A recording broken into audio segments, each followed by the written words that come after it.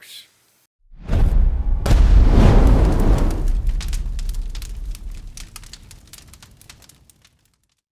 Skål! Ooh, first one of the day. Hello, Chief and Ralph here. I got some new toys, so I wanted to talk a bit about what I've gotten in. I got a new saw that I've actually had for a few weeks. I didn't want to do a video on it right away because I wanted to kind of put it through its paces before I jumped in and started talking. I don't like the unboxing videos, right? Especially with saws. Most saws out of the package are going to be great because it's a brand new saw, it's a brand new blade, right? You're going to cut through most everything. So I got this saw from Halus Bushcraft. Halus? I'm not sure. It's a company in Turkey. And that's one of the reasons I got this one. It's made in Turkey from a type of wood in Turkey. I forget, of course. I'll have to look it up and put it up on the screen. But the blade's made in Sweden, and I thought, well, you know, doesn't get much more Rus than that. Swedish steel, Turkish wood by a Turkish merchant. So it's one of these collapsible frame saws, and I've shopped for these and wanted one for a while. I tend to shop and get the best bang for my buck, and in my opinion, this is the best bang for your buck. So it assembles fairly easily, and they do have their own YouTube channel for looking up. That's what I did. They recommend checking out their YouTube channel for how to assemble it. It goes together. I'm not going to show too much of this. I'm just going to put it together. It's hard to talk, put it together, and show what I'm doing at the same time. But you'll see the finished product and should be able to suss it out from there. And I'll explain a little bit about it. But these are neat because these are, as far as we know, historical to the Viking Age, which is, of course, what I'm always looking for. This is a tool we have examples of. I've lost a piece of it. No, I didn't. I put it in my lap so I wouldn't lose it. Like a lot of things, we have an example from the Bayou embroidery. So that's all the more plausible. And we have saw blades. I believe one of the blades that we think would have been from one of these from the Master Mirror chest. I'll have to double check that again. I'll put it up on the screen. So there we go. Here's our period Viking Age frame saw. I wanted one of these, of course. I wanted to play with Viking Age tools. We want to do as much in period as we can. And I love it. It really got me thinking, though. The design of these things has not changed in a very long time. As you can probably see, you've probably seen examples of this with a steel cable instead of a string. Because that's just the way they made them through the industrial age. This particular one from Halus Bushcraft, I've seen them with different types of pegs in the corners. They use wing nuts. I don't particularly love that. Obviously, we want things to be more period, and someday I might get around to replacing those. But their main goal isn't to make a true Viking Age reproduction. Their main goal is to make a bushcraft backpacking frame saw. From a bushcrafting or backpacking perspective, this versus a folding saw, obviously your folding saw is going to be quicker. I don't necessarily know lighter. I don't know the weight difference. I know backpackers, every ounce counts. I don't know what this weighs compared to other saws. It's not my area of expertise. I just love this thing. Comes in a little sack. It's easy. It folds. You saw me put it together. It's not hard. It's fairly quick. If you need to whip out a saw super fast, you know, I guess maybe get a different one. If you got an extra 2 seconds, this is your saw. So again, I've put it through its paces. I've cut a lot of stuff with it, and it still cuts great. I still love it. It's a game changer. Saws in general, when I got this, it got me thinking about saws. There's a lot that I wouldn't have been able to do around here without a saw. And from what I've looked up, we don't have a ton of actual examples of saws. You know, they're not so revered there in burials, but then again, just like with axes, we find a lot of battle axes. You might bury someone with their battle axe. You don't bury them with their hewing axe, but we know they had hewing axes. Same thing with saws. It's a useful thing. It's a useful tool. You're going to keep it around forever and ever and ever. You're going to pass it down to the different generations. I always say I got tools in my garage that came from my grandfather that I'm never going to use, but they were his, so I kept them. I don't think he ever used them. I know my dad has tools, or a lot of people have tools you don't use, but you have them. It's going to be that with a saw. And, you know, with anything with a wooden handle, wooden frame, if something breaks, you replace it. I don't know that they would have had the techniques to sharpen a saw blade per se. We know they had files. I know even rudimentary saw blades take a round file. Of course, they sharpen them in the first place, so they could probably resharpen them. If the saw blade breaks, you give it to the smith and he pounds it into something else. They would have been around for forever and passed down to the generations. You're not going to put it in a burial, so it's, to me, one of those very plausible things. We have examples of saws. I couldn't have done half the cutting. I think even firewood, as we've discovered up here, when you're heating with wood and cooking with wood, you need a lot of wood.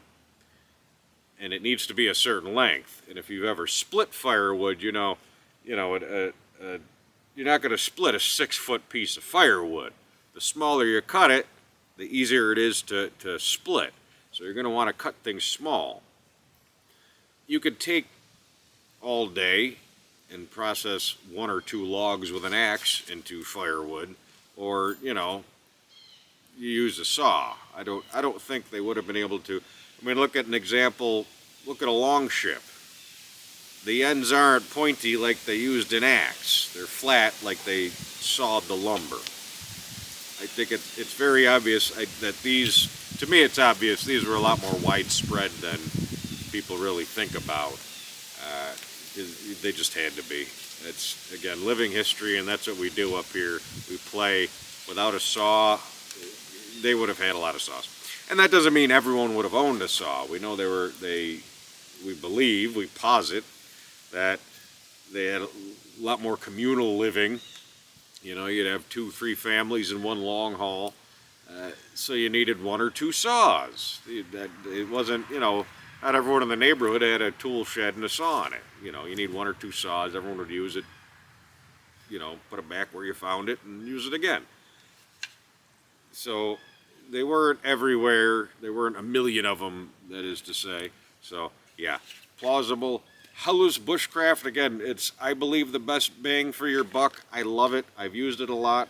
I guess I'll show you. You know how saws work. I'll show you, I'll go use it and you can watch it and see if that's interesting, but we'll do that in a second. One thing I'd like to point out, like a lot of modern frame saws or bow saws, this is an equivalent to a bow saw as far as the way the tension works and the cutting, except the ergonomics on this are better than a modern bow saw. Modern bow saws are, that design's been around forever. It's essentially a pipe, and it's uncomfortable, and my hands lock up after using it for a short period of time. Something about the ergonomics on this are better on my hand. I love it. So this is great. You can get a good stroke on both sides, but I mostly use it one-handed. If you had a bigger one, again, I compared the sizes and prices and everything, and this is the best bang for it, but you can get a bigger one. 2 guys can go at it. Again, same design. You've seen them with steel cables and a tension nut on it. This just has a string, and you use that for tension, which I love it. Super simple design, easy to take apart and put together if you need to. Someday I might get around to replacing the wing nuts. We'll see how ambitious I get. I'd like to. Again, like Viking Age. So what else did I get? Again, I've put this through the paces. I've used it a lot. This I've barely used because I just got it yesterday. And you're going, what the heck is that thing, right? So this is a Viking toy where you pound it into your bench and then you spin this around and you see how many spins you can get, and whoever gets the most spin wins a beer. No, that's not what it is. So this is actually an auger, and it's what they call a spoon bit auger. You can see that, right? Yeah, focus, sure. And it should be obvious, it's got a spoon on the end. You've probably seen, if you're watching this channel, you're probably interested in bushcraft. Most bushcrafters use Scotch eye augers. Bushcraft being the term for any woodworking now, but it looks more like a large drill bit, and it has a socket on the end, and you shove a stick in the socket and turn it. The examples I've seen have, and I should have brought the other bit for this to show it off, but I didn't. I got 2 bits with this. That's another story. But it's a diamond shape and pounds in here and is removable. You can worry it out and put a different size in there. So the examples I've seen from the Master Mirror chest, I don't believe they had an eyed auger in there. I believe they were all the flat-ended bits where you can just chisel out a hole in a stick and pound it on there, and it works very similarly. The bit itself would have been easier to make, and you can make handles for them fairly easy. So I've discovered with some of the ones I have, when they break, you go grab another stick, cut it down, pound it on there, and turn it. Problems I come up with, I think I bitched about Harbor Freight before. All mine were from Harbor Freight, and they was not good tool steel, and they bent from putting the handles on, some of them from actually using, which this even says. So this is from Björn the blacksmith. He's a smith in Australia, makes some really cool reproduction stuff. I'm going to be buying more stuff from him. Thank you, Björn. Not sure if you prefer Bjorn or Björn. This came pretty quick by makers and craftsmen standards. That is to say, some craftsmen, they take a little longer. It's handmade, right? So you're going to wait for it. This is quality and well worth the wait. I didn't wait that long for it. So thank you very much. I loved, again, I purchased extra bits, and he was reluctant to make some of the bigger ones, but I wanted him to try them out. I know the Master Mirror find, from what I was able, I'll review that. I bought a book that's essentially a catalog of the find, and we'll talk about that a little more sometime. But from my Googling, found they went up to, I want to say, 5 mil. So I wanted him to play with this particular auger. A quick demonstration of how it works. Not sure how well you can see. But whereas instead of just using your arms, when you use an auger, it's usually both arms, or you got to push down on it. And that's the beauty of this, is your piece obviously would be lower, and you put it right in, and you use your whole body weight, and this turns. There's a pin on here for this piece that goes right against your chest, and you're right on your chest, your breast auger, and it rotates that way. It's pretty genius. Again, from the Bayou Embroidery, we have an example of this. We've found the bits. There's got to be other finds, I want to say, that we believe this comes from. Very limited in my research here. We don't have as much academic access to stuff here in the States, but I'm going on a deep dive. I'm going to end up going down a research rabbit hole, so I want to look more into these. I probably should have done that before making a video on it, but I'm so excited. It's like holding a piece of history and getting to use it, right? So I've done some cursory tests. It's really, I just wanted to play with this, right? You unwrap your bike on Christmas Day. I don't care how cold it is. You're going to go ride it outside, right? So I got to go play with this a little bit. First impressions, I guess. I don't like unboxing. Like, until you really use it, you can't do a good review. First impressions, it takes a little longer than, I'd say, a drill bit auger, a corkscrew auger. But not really. If you ever used a larger corkscrew auger versus the smaller ones, the larger ones tend to take longer because you're moving through more material anyway. So I immediately put the bigger one in here. So maybe a little longer. It's so much easier on my wrists, my hands, because obviously the weight, you're putting not tons of weight. You can put more body weight on it. And then it's just turning. And it's so much easier to use. It's really pretty amazing for somewhat simple engineering, which of course means that, of course, they would have figured this out. Why, you can also, to make a corkscrew auger, and I've seen them where there aren't as many twists. I guess if you have flat stock and you heat it up, you can twist it with a pair of pliers and a vise. It's to say, what the skill level of your local smith would have been, or someone in your village or area making the tools. This, to me, almost seems easier. By no means easy. Takes a lot of skill to make anything. and I'm not a smith, I could see potentially peening this out or pounding it out on the horn, sharpening it off. So again, not easy. I could see this being a little simpler for a smith to make, or more, I almost want to say common sense for a smith to make versus a corkscrew auger. I could be completely wrong. Again, I'm a moron. What do I know? It seems like this would be more common, and not easy to make, but easier than trying to sharpen the edges on a corkscrew. I don't know. Plausibility there, but yeah, this has been great. Again, it's like holding a piece of history. Oh, the bigger bits. So we're going to see how well they work in this.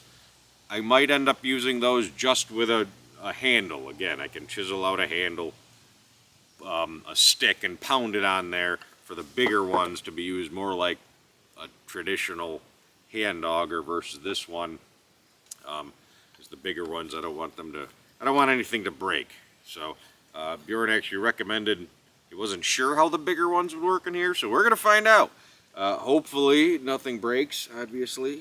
If it does, I'm probably just going to buy a new one from you. Sorry, Bjorn. I'll make me another one, but you know. Yeah, it's again, it's living history up here. It's playing with tools. It's a lot of fun. Fall is set in. It's kind of a gloomy fall day, but it's very energizing and rejuvenating up here. So I'm gonna go play with my tools, and we'll talk to you fine folks later. Chieftain out.